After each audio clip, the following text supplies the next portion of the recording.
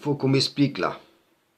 Comment après que l'interrupteur de l'unicité divine fut réenclenché via le messager Rachad Khalifa, les gens peuvent dire non, non, l'ampoule de la Shahada authentique s'est allumée toute seule. Ah bon? C'est vrai? Pour chacun d'entre vous?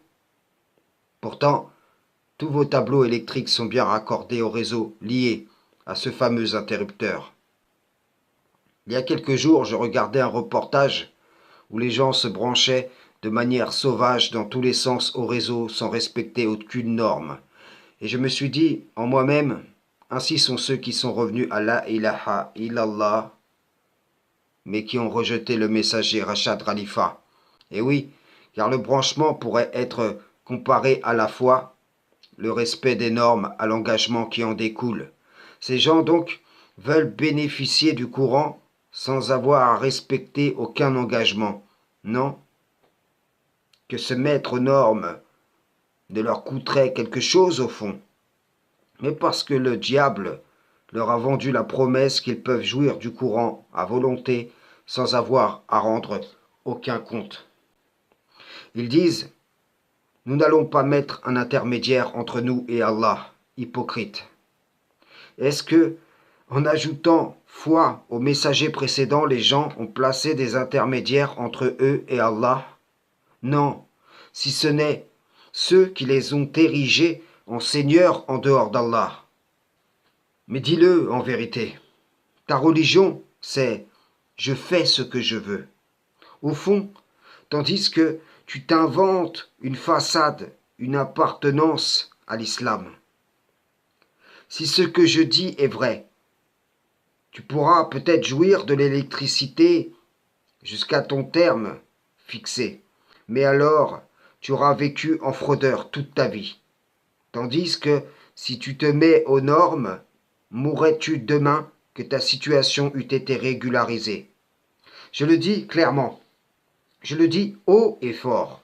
Ces versets que je vais citer là vous sont adressés à vous qui êtes revenus à la ilaha illallah et qui repoussez orgueilleusement Rachad Khalifa. Sourate 57, versets 12 à 15. Le jour où tu verras les croyants et les croyantes, leur lumière courant devant eux et à leur droite. On leur dira, voici une bonne nouvelle pour vous aujourd'hui, des jardins sous lesquels coulent les ruisseaux pour y demeurer éternellement. Tel est l'énorme succès. Le jour où les hypocrites, hommes et femmes, diront à ceux qui croient, attendez que nous empruntions de votre lumière, il sera dit, revenez en arrière et cherchez de la lumière. C'est alors qu'on élèvera entre eux une muraille ayant une porte dont l'intérieur contient la miséricorde et dont la face apparente a devant elle le châtiment. N'étions-nous pas avec nous, leur crieront-ils. Oui, répondront les autres.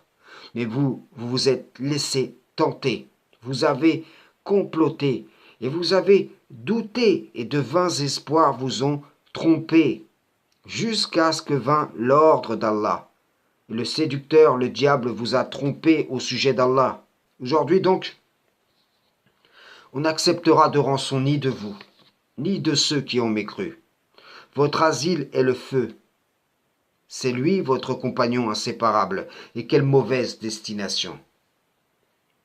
Vous fraudez ici-bas, mais vous ne pourrez pas dans l'au-delà, car là-bas, il n'y a pas de branchement sauvage. Quand vous étiez appelés à croire comme les gens ont cru, vous avez répondu, croirons-nous comme les faibles d'esprit? Vous dites, ces gens-là, leurs mensonges les trompent en religion, mais en vérité, le diable vous a trompé au sujet d'Allah, en vous faisant dévier de la voie des véridiques, qui est de croire en Allah et ses messagers, tous ses messagers. Mais vous avez dit, nous croyons en tous ceux venus avant toi et Rachad, mais nous rejetons tout messager après Muhammad. Ainsi, vous vous êtes corrompus. Le diable vous a vendu un chemin intermédiaire entre la foi et la mécréance, et vous l'avez emprunté. Il vous a dit, Vous aurez le salut par là. Vous arriverez à destination. Et en vérité, il vous a détourné de la bonne voie vers un chemin où vous allez rejeter l'ensemble des messagers d'Allah et par leur rejet, rejeter celui qui les a envoyés. Frères et sœurs en islam, salam, shalom.